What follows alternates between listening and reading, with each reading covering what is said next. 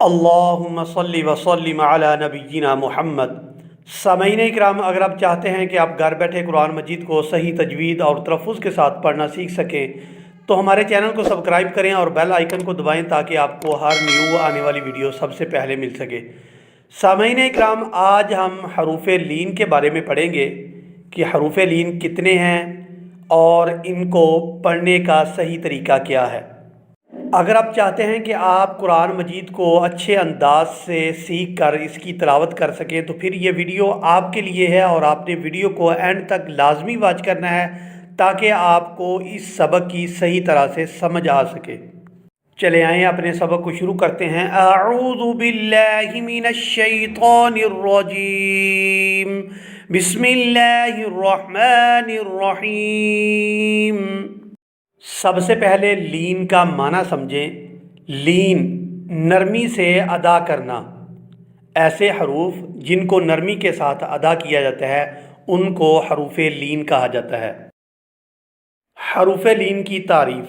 حروف لین ایسے حروف جن کو نرمی سے اور گلائی میں ادا کرتے ہیں۔ حروف لین دو ہیں اور ان کی مقدار 1 سیکنڈ یعنی آدھا الف ہے۔ حروف لین یا اور واو۔ واو لین، واو جزم والی سے پہلے زبر ہو تو وہ واو لین ہوگی اور اس کو نرمی کے ساتھ ادا کیا جائے گا۔ یا لین، یا جزم والی سے پہلے زبر ہو تو وہ یا لین ہوگی اور اس کو بھی نرمی کے ساتھ ادا کیا جائے گا۔ اب اس کی مثالیں ہم قرآن مجید سے دیکھتے ہیں تاکہ آپ لوگوں کو اچھی طرح سے سمجھ آ سکے۔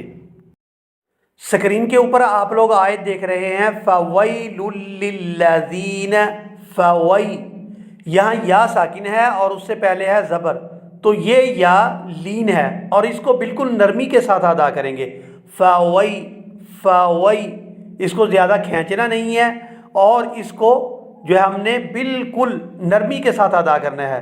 فَوَيْلٌ لِّلَّذِينَ، آگے دوسری مثال دیکھیں اس کی، بِأَيْدِيهِمْ، بِأَيْ، یہاں پر بھی یا ساکن ہے اور اس سے پہلے زبر ہے تو اس یا کو بھی ہم بالکل نرمی کے ساتھ ادا کریں گے۔ دوسرا جو حرف لین ہے وہ ہے واو لین۔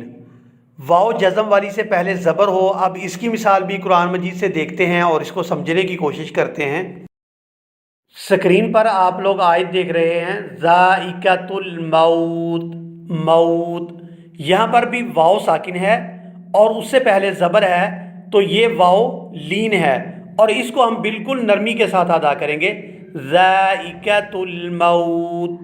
اور اس کی اب دوسری مثال دیکھیں، یوم القیامہ، یوم القیامہ، یہاں پر بھی آپ دیکھ رہے ہیں کہ واو ساکن ہے اور اس سے پہلے ہے زبر، تو اس کو نہ تو ہم زیادہ کھینچیں گے اور بالکل نرمی کے ساتھ اس کو ادا کریں گے، یوم القیامہ، یوم القیامہ۔